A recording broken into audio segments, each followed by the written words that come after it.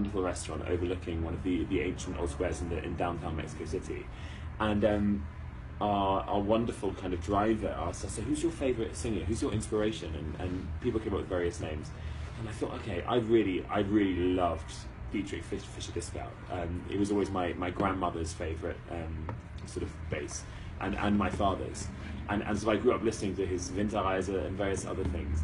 He used to smoke something like 40 cigarettes a day. Well, Bob Chilcott tells a story that on one occasion when he was a choral scholar at King's, the great Fischer-Dieskau came to sing in King's Chapel, and I think Bob was assigned to look after him, and when he left at the end of the performance, there was an extremely full ashtray in his the rooms he'd used, and you think, well, that man sang like a god. I mean, part of me thinks, well, what would he have sounded like if he hadn't smoked? Yeah, but that's the thing, isn't it? You don't. I mean, maybe it had absolutely no effect on his voice, and that's the odd. Maybe it did, and maybe it would have been even more sensational had he not smoked. Hard to believe. But it's mad because you know, for me, if I'm in a room with people smoking or having a cigar, then suddenly my voice is kind of shot for 6 days or whatever. But actually, it's really interesting to have that as a kind of counterexample. It is wonderful. I mean, actually, the rules on smoking have made life a lot easier, and I'm sure for the people that do smoke, it's a pain. But for us, it is fantastic not to have to, go into a restaurant, go into a hotel room, go into a cafe, go in anywhere, and be sort of worried about, oh my goodness, there's smoke around. Again, like anything else, you mustn't get too sort of tied up with these things, too worried about them. The important thing is, just because the worst thing you can do to your voice is muck about worrying about stuff in there. And so all these things are good tips, but the important thing is, just keep your brain happy and not get too tied up with sort of issues of vocal health, but do keep drinking water. I do find there is one other thing which did we talk about this already? I don't think we have. So people have very different responses to air conditioning, which I find really interesting as well. We're here in a hotel room in Mexico City, and the air conditioning is really strong, and it's not cold at night, so it's nice to have it on a bit. Air conditioning can really dry out your vocal cords, your larynx. And for some people, it's kind of the kiss of death. For other people, it doesn't seem to make any difference. So, for instance, some of us on planes, actually this isn't me, but some of us on planes will kind of probably knock back 5 litres of water. There was a 12-hour flight to Mexico City. People will get through buckets because they're so conscious of the fact that there's so much recycled air.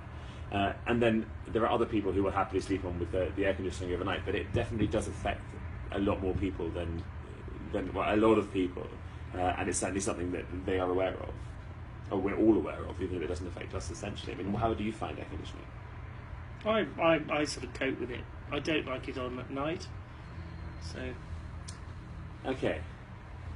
Oh, we've got a question here from Alessandra Fusco on Facebook. Okay, so this is not directly in relation to what we're talking about, but why don't I read it out, David? Okay.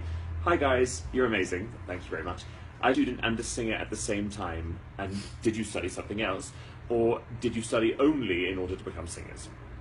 Well, I think most of the group actually did other studies.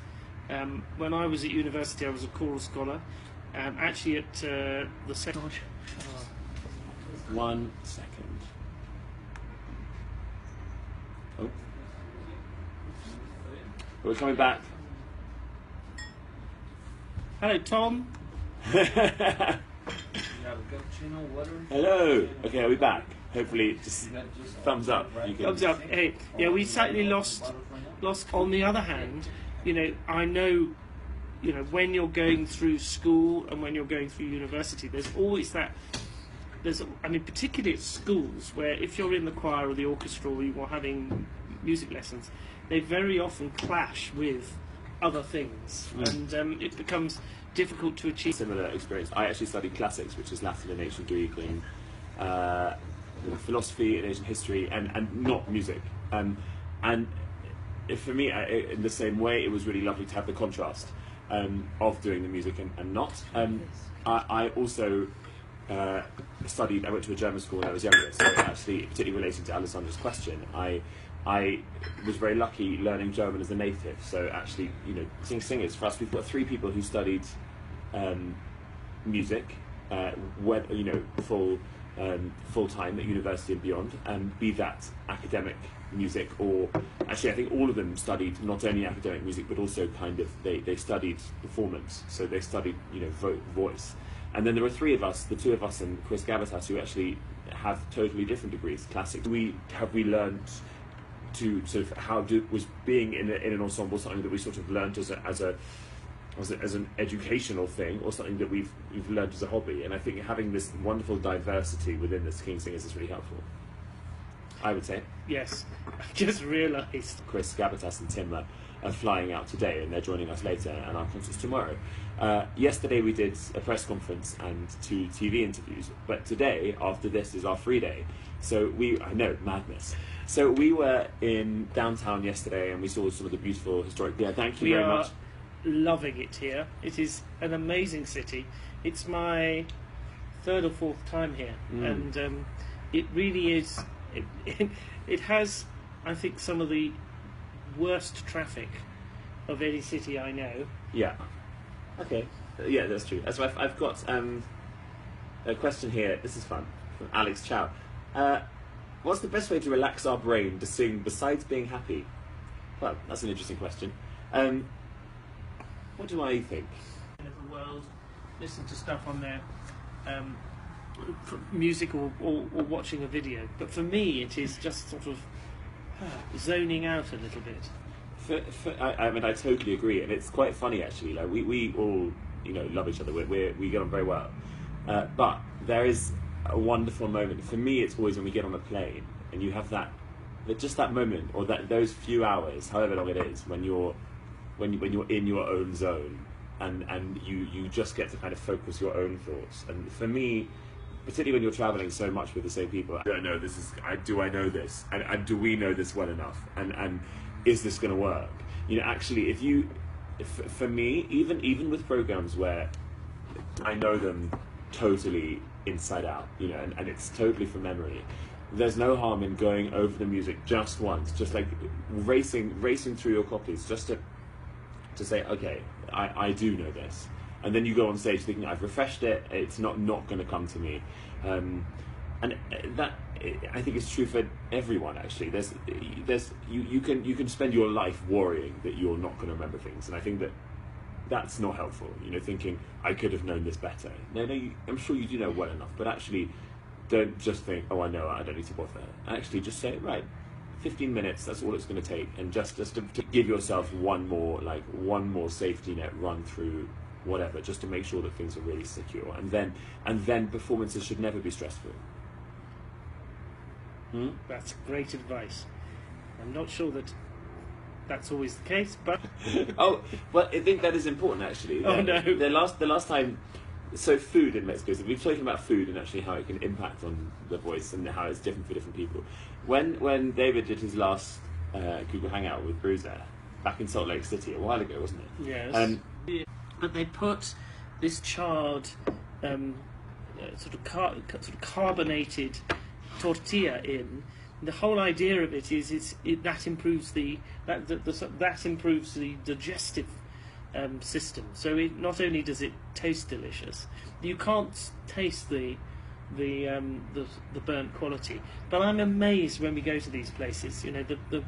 These incredible traditions, and it is one of the joys of this job. And funny enough, I was answering some questions that were sent in, and just earlier before I started this, I was answering them, and they were talking about the things that you like on tour, and actually one of the things I really have loved about my time in the but I think I'm going to struggle to try and recreate the flavours of mole, because it is so it's so amazing. It's got so much going on in it. I was told yesterday by a friend who now lives here that apparently if you want to make mole properly, it takes about a year.